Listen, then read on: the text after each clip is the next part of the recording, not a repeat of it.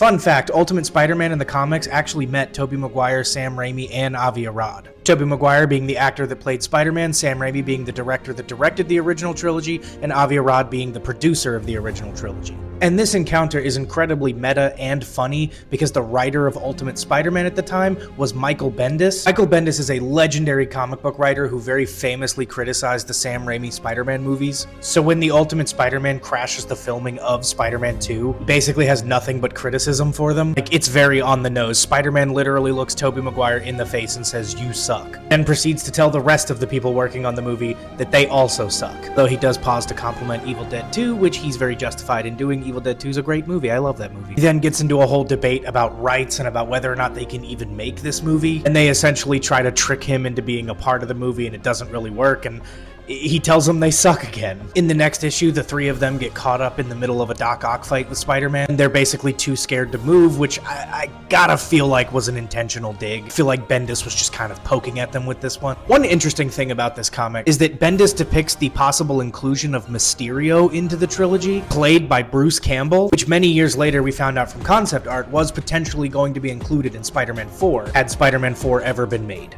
But yeah, this was a very interesting story. Ultimate Spider-Man got to meet the real-life Tobey Maguire, Sam Raimi, and Avi Arad, and Bendis definitely used this opportunity to take a jab at them. Definitely an interesting little read.